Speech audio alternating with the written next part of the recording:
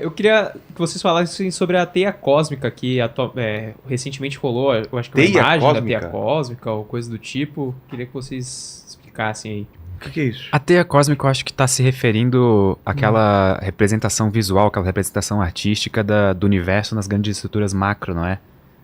Sim, acho que é o mapa de matéria escura, basicamente. Basicamente. Né? Então, a gente se conecta muito bem com o que eu acabei de falar. A gente pode olhar para o universo como um todo, fazer as contas e ver que na média dá zero, então em grandes escalas não devia ter gravidade. Agora vamos dar um zoom em uma porção do espaço, uma porção do universo que tem várias galáxias. E a gente olha para essas galáxias e a gente pode fazer a mesma conta. Vamos fazer a conta de quanta gravidade devia ter entre elas. E falta gravidade. Falta, muita gravidade. Deveria ter mais gravidade? Exatamente. E daí isso deu uma ideia para a ciência, que a solução é, na verdade, uma pergunta, né? Que é a ideia de matéria escura. Eles não sabem o que é, deram um nome, é alguma coisa que está faltando. É alguma coisa que dá essa gravidade a mais. Que faz a conta dar certo. Exatamente. A gente não sabe o que é, mas tem muitas evidências de que existe evidências mais indiretas. Tem inclusive uma galáxia em que ela colidiu com outra galáxia e a matéria escura e a matéria normal, que a gente vê, se separaram. Então a maior parte da gravidade da galáxia está totalmente deslocada da matéria que a gente vê. Entendi. Então se a gente olha por um mapa de peso, a gente vê que o peso todo está no escuro onde não parece ter nada. E aqui é ali onde está a matéria escura. E essa matéria... Não está dividido mais... Uhum. De uma maneira equalizada. É isso? Exatamente, como está nas galáxias. Em geral, as galáxias estão envolvidas num disco de matéria escura. Elas estão sanduichadas pela matéria escura e são mantidas estáveis por conta dela. E se a gente olha para a cara do universo, os locais que a matéria, estrelas, galáxias são conectados por esses filamentos de matéria escura. A estrutura nas maiores escalas da distribuição de galáxias forma essa teia de matéria escura que conecta aglomerados e galáxias, esse tipo de coisa. Entendi. E a energia escura é outra coisa. Agora a gente vai se contradizer, porque a energia escura é basicamente antigravidade. Só que não é útil. O efeito em grandes escalas só. É basicamente gravidade tenta atrair tudo, certo? Então você espera que num universo cheio de matéria dentro... Tudo vai pro centro. Tudo devia voltar. E não é isso que a gente vê. A gente vê um universo em que o horizonte se expande e se expande acelerado. Então tem que ter algo que tem...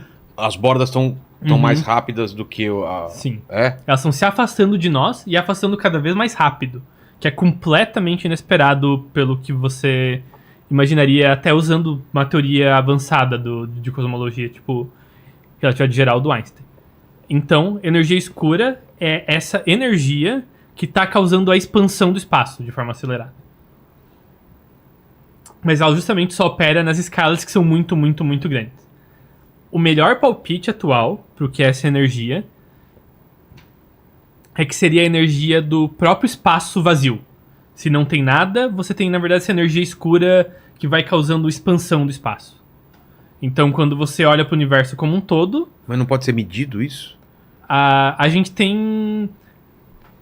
O efeito do vácuo a gente consegue medir em alguns experimentos super sensíveis. O efeito, inclusive, virou muito meme, que é o efeito Casimiro. Por quê? E o Casimiro... Deu o pessoal associou com o Casimiro streamer. E deu o pessoal... Ficou comentando no vídeo do efeito Casimiro. Mandou essa, Pedro? Mandou essa? E daí, nesse efeito, você faz justamente isso. Você coloca duas placas de metal no vácuo e você deixa mais vácuo por fora das duas placas do que entre elas. E daí as duas placas começam a ser empurradas uma contra a outra. O vácuo tem uma força... empurra. Nossa.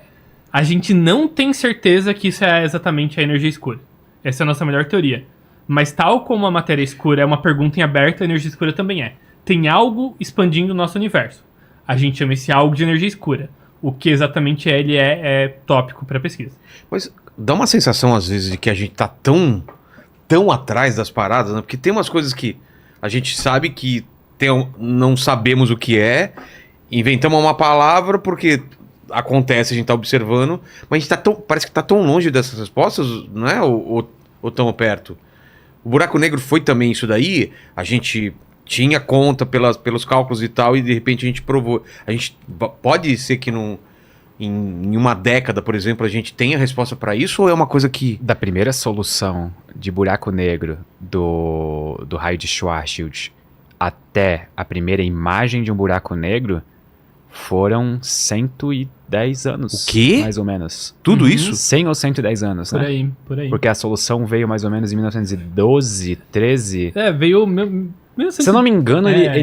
o Schwarzschild, inclusive, fez a conta da solução do raio de Schwarzschild enquanto ele estava numa trincheira na Primeira Guerra Mundial. Ele estava Uhum. lutando na guerra enquanto ele fazia aquilo. Isso foi em Foi 1913. 16, porque o Einstein publicou o paper em 15. Pode E daí ser, foi- eu sei pode que foi ser. meses O ano depois exatamente do- não vou do paper lembrar. do Einstein, Mas, mas de enfim. qualquer maneira, aí ó, 100 É. anos. E Por pra aí. ter evidências mesmo indiretas ainda foi algumas décadas. Foi em Tudo 1960 começa ou 70, primeiro não é foi? na matemática, no cálculo, é isso? Nem tudo. Nem tudo. Nem depende tudo? muito. Pode ser de observação? Sim, na maior parte da história da ciência esse foi o caso.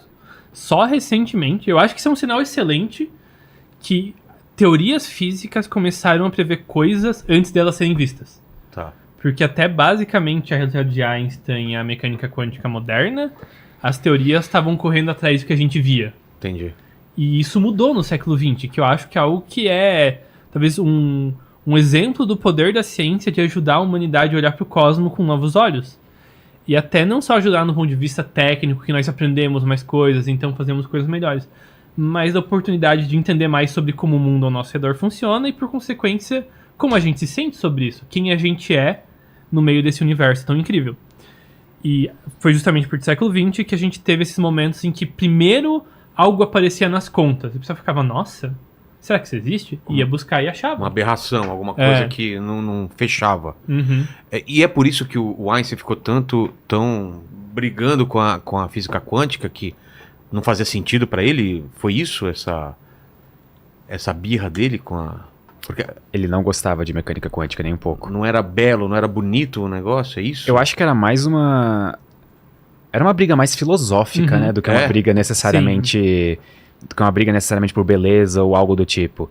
Porque a mecânica quântica falava de coisas muito estranhas, tinha alguns fenômenos muito estranhos, e ele achava que aquilo não se aplicava na vida real. Tem a famosa frase dele de a lua ainda está lá quando não estou olhando para ela.